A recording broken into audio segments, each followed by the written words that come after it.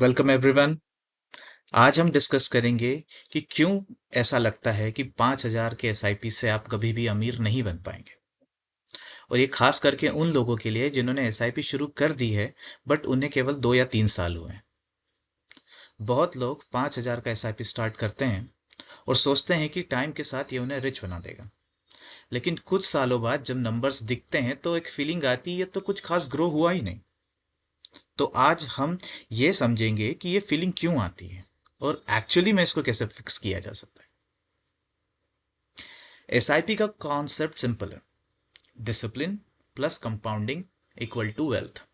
और ये मैथमेटिकली गलत भी नहीं है, लेकिन प्रॉब्लम एसआईपी में नहीं होती, प्रॉब्लम है एक्सपेक्टेशंस में।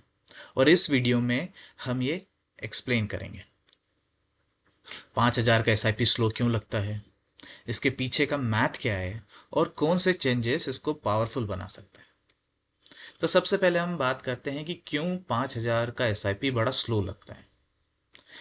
एक सिंपल बात को हम समझते हैं कि अगर आप 5,000 रुपये पर मंथ इन्वेस्ट करते हैं तो साल का हो जाता है 60,000। और आप मान लीजिए आपको 10 से 15, 10, 12, 15, आपके डिपेंड करता है आपके रिस्क एपेटाइट पे, आपको रिटर्न मिल भी रहा है। फिर भी इनिशियल ईयर्स में जो पोर्टफोलियो वैल्यू होती है उसका मेजर पार्ट आपके अपने खुद के पैसे होते हैं जो आपने डाले हैं। रिटर्न्स का कंट्रीब्यूशन बहुत ही कम होता है। इसलिए स्टार्टिंग में ग्रोथ स्लो लगती है।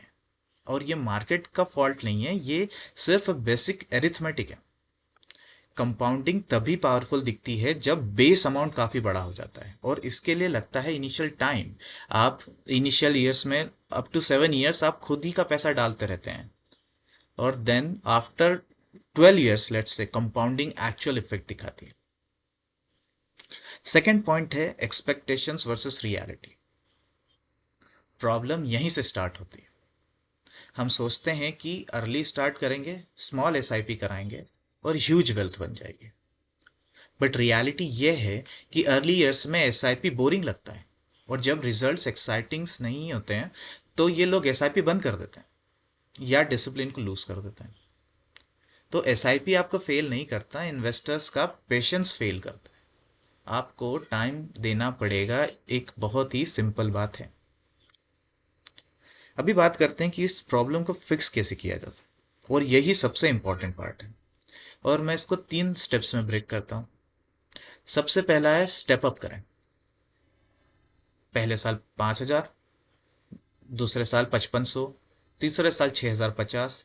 ये पर मंथ का एसआईपी आप जो 10% का स्टेप अप कर रहे हैं। और मैं उम्मीद करता हूँ कि जब आप इन्वेस्टमेंट शुरू करोगे तब आप सेविंग करना भी बेहतर होते जाओगे उसमें, और आपकी सैलरी भी बढ़ेगी। तो अगर आपकी इनकम बढ़ रही है तो एसआईपी भी बढ़नी चाहिए। हर साल सिर्फ 10% का स्टेप अप लॉन्ग टर्म में ह्यूज डिफरेंस क्रिएट करता है। सुनने में बड़ा स्मॉल लगेगा कि आपने 5,000 से 5,500 ही करा है हर महीने, बट कंपाउंडिंग के साथ ये बहुत पावरफुल हो जाता है। आपने जो 30 साल का गोल रखा था वो आपका 25 साल में भी पूरा हो सकता है, और भी कम समय में। सेकेंड पॉइंट है टाइम होराइजन को बढ़ा रखें। कंपाउंडिंग शॉर्ट टर्म का गेम नहीं है। फर्स्ट 5 से 7 साल आपको कुछ इम्पैक्ट दिखता ही नहीं है, सारा इम्पैक्ट आपके कंट्रीब्यूशन का होता है। रियल मैजिक शुरू होता है 10 साल के बाद, जब आप 10 से 15 साल का डिसिप्लिन मेंटेन रखते हो। फिर आपको कंपाउंडिंग एक्चुअली दिखती है, और लोग जो एसआईपी से वेल्थ क्रिएट करने का क्लेम करते हैं तब वो आपको रिजल्ट्स दिखने लगते हैं। जो लोग बीच में स्टॉप कर देते हैं वो एक्सेलरेशन फेज मिस कर देते हैं कंप्लीटली। तीसरा पॉइंट है कि गोल के हिसाब से एसआईपी डिसाइड करें। आप एक सिंपल सवाल खुद से पूछ ले कि आप इन्वेस्ट क्यों कर रहे हैं। अगर गोल 1 करोड़ का है 10 साल में, वो भी 5,000 की एसआईपी से, तो पूरा नहीं होगा। लेकिन वही गोल आपका 15-20 लाख का है तो पूरा हो जाएगा। जस्ट अगेंस्ट आपका अगर टाइम होराइजन काफ़ी लंबा है, 25-30 साल का है, तो आप वो गोल अचीव कर सकते हैं। तो आप आपके गोल्स में ब्रेक करें। घर लेना है, कार लेनी है, बच्चे की एजुकेशन के लिए करना है, या बच्चे की शादी के लिए करना है, या रिटायरमेंट के लिए करना है, इस तरीके से अगर आप आपके एसआईपी अमाउंट के साथ गोल को भी अलाइन करते हैं तो आपके रिजल्ट्स प्री डिफाइन होते जाते हैं। पर्सनली मुझे एसआईपी कॉन्सेप्ट बहुत स्ट्रांग लगता है और मैं बहुत बिलीव करता हूँ इक्विटी में और एसआईपी में। मेरी नज़र में एक रिटेल इन्वेस्टर के लिए एसआईपी से अच्छा इन्वेस्टमेंट कोई सा नहीं हो सकता। इंडियन कॉन्टेक्स्ट में तो बिल्कुल ट्रू है, क्योंकि रिटेल इन्वेस्टर जो कि एक सैलराइड पर्सन है, जो हर साल कुछ, हर महीने की सैलरी में से कुछ पैसे निकालता है और उसको सेव करता है और देन उसको इन्वेस्ट करना चाहता है, तो आप किसी भी, अगर आप सेफ साइड जाएंगे तो आपको रिटर्न नहीं मिलेगा, आप ज़्यादा हायर रिटर्न्स में जाएंगे तो वो आपको रिस्क बढ़ जाएगा, साथ ही साथ कैपिटल अमाउंट बढ़ जाएगा। रियल स्टेट एग्जाम्पल है, तो वो पॉसिबल नहीं हो पाता है हर किसी के लिए। इसीलिए इक्विटी और एसआईपी सबसे पावरफुल टूल है रिटेल इन्वेस्टर के लिए। आप बहुत ही छोटे अमाउंट के साथ शुरू कर सकते हैं, आप आपकी ज़रूरत के हिसाब से बढ़ा सकते हैं और आपको रिजल्ट भी दिखेगा।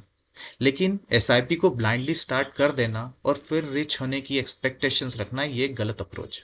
एसआईपी एक टूल है, रिजल्ट आपके गोल, अमाउंट और पेशेंस पर डिपेंड करते हैं। तो फाइनल वर्डिक्ट ये है कि 5,000 का एसआईपी आपको रिच बनाए या नहीं, ये अमाउंट डिसाइड नहीं करता। डिसाइड ये करता है कि आप कितना टाइम देते हो, कितना स्टेप अप करते हैं और आप कितना डिसिप्लिन। वेल्थ क्रिएशन एक बोरिंग प्रोसेस है और एसआईपी इसी बोरिंग प्रोसेस को मैनेजेबल बना देता है। Thank you everyone.